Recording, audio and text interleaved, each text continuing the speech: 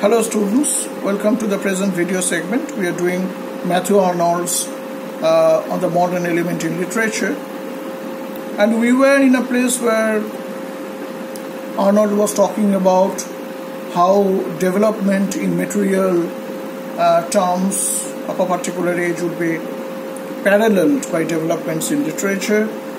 He was saying what would be our objective or what would be our modus operandi in studying an age that had a great material development but not an equally great literature.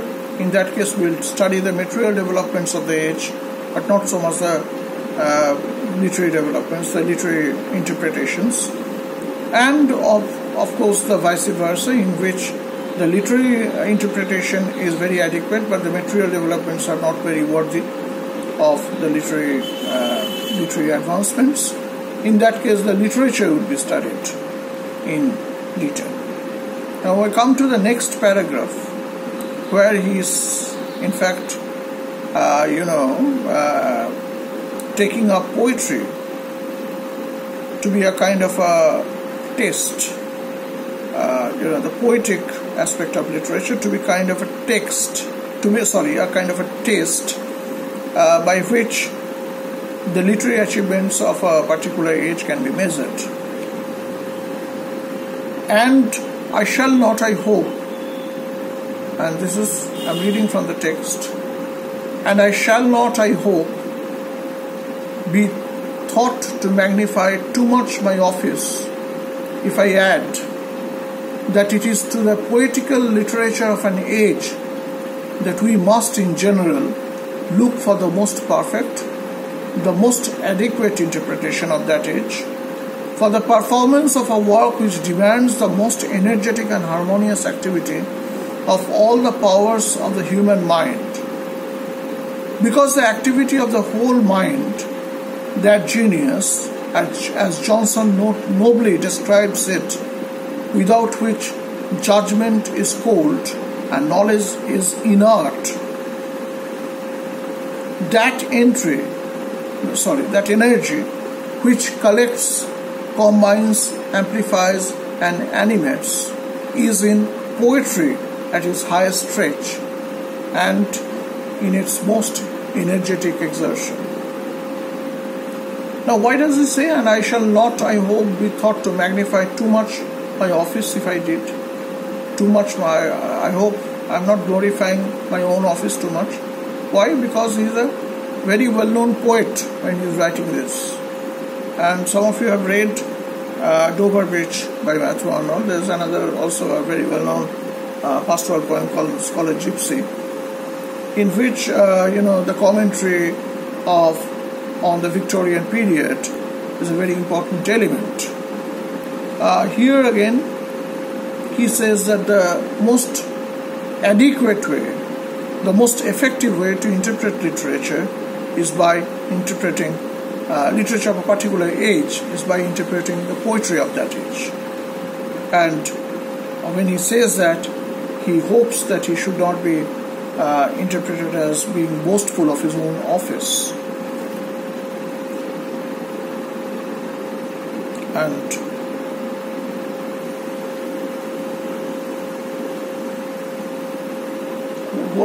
which period does he call in human history to be a kind of a intellectually delivered period? It comes in the paragraph after the next paragraph. The next paragraph is quite a small one. After that it comes at the beginning. Now the culminating age in the life of ancient Greece I call, beyond question, a great epoch, the life of Athens in the 5th century, before our era. I call it one of the highly developed, one of the modern periods in the life of the whole human race. It has been said that the Athens of Pericles was a vigorous man at the summit of his bodily strength and mental energy. There was the utmost energy of life there, public and private, the most entire freedom, the most unprejudiced and intelligent observation of human affairs. So the period, the phase that he considers the most intellectually delivered phase in history before their own time is, the Athenian period of the 5th century, during the Athens of Pericles, which to him is the most productive one. Now why? That comes in the next paragraph. To begin with what is exterior.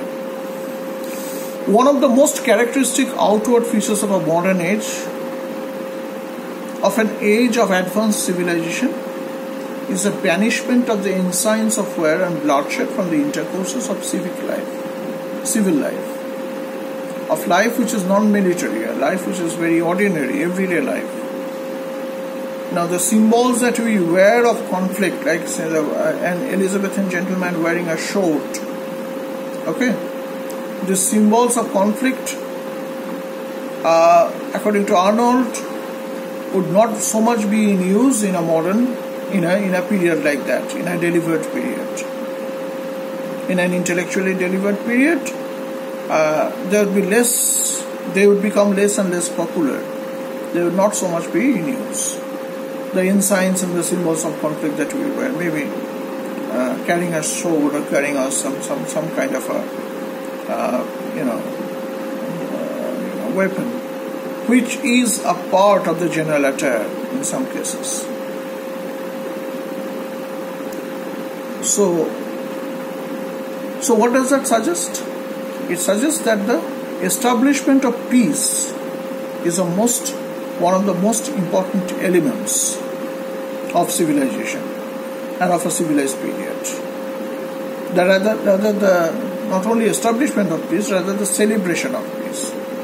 And that celebration of peace also reflects itself in the everyday life, everyday intercourse of civil life, as he puts it, in our everyday manners, in the way we give off signs of conflict in our dresses, in the everyday life that we lead. Crime still exists and wars are still carried on,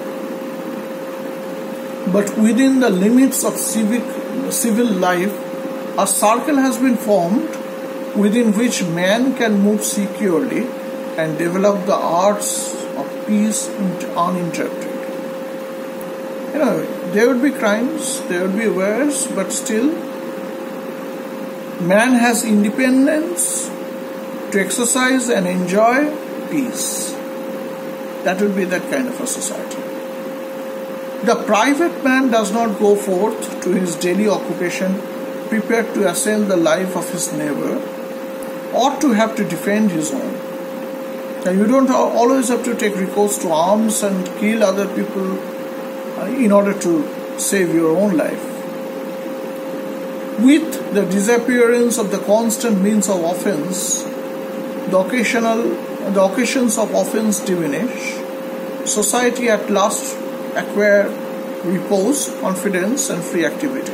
And this is, as you see, a very modern issue, because in countries like India, where the Gun Licensing Act is very strict, and guns and ammunitions or weapons are not available in the open market, without license you can't get hold of them.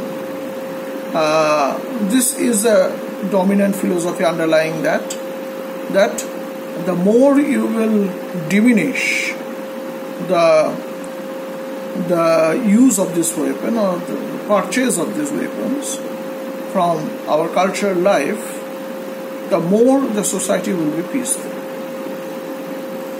Now, this is, of course, to some extent true, because a very burning issue in today's America is the gun law, in which people are, in the existing law, people are supposed to keep guns. They can buy guns and they can use guns for self-defense. And we can see the rise in in crimes like a person entering a school and spraying bullets on everyone around. This kind of crimes do happen in places where the gun law is very liberal, because it's actually very easy to get a gun. So this is just the opposite of this is what honor considers to be kind of a indication of civilized life, that the weapons and their representation in cultural life gets down, diminish, and as he puts it, society at last acquires repose, confidence and free activity. There is a kind of a prevailing atmosphere of peace all around. An important inward characteristic again is the growth of a tolerance. This is point number 1. Point number 2 is the growth of a tolerant spirit. Okay, which is, as you can understand, a very important aspect of for peace in a multicultural nation like ours. Of course, his object is not such a kind of a multicultural nation, but it was an increasing cosmopolitan Britain that he was talking about. So a growth of a tolerant spirit, and he has already established his own tolerance by quoting from Buddha at the beginning. The spirit which is the offspring of an enlarged knowledge. The more you know, the more you can accommodate others. A spirit patient of the diversities of habits and opinions. I did not explain this. If you are in India and if you don't have this idea of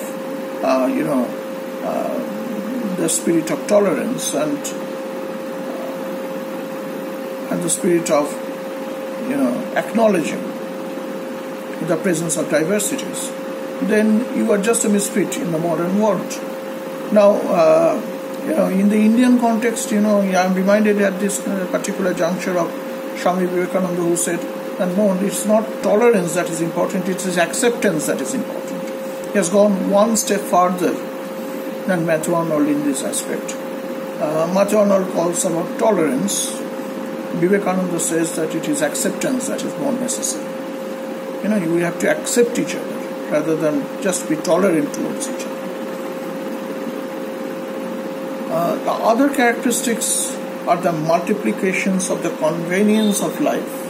Now, these are the material comforts, commonly called in media's language creature comforts. The formation of taste, the capacity for refined pursuit, and this leads us to the supreme characteristic of all, the intellectual maturity of man himself, the tendency to observe. This again, this convenience will lead to intellectual maturity.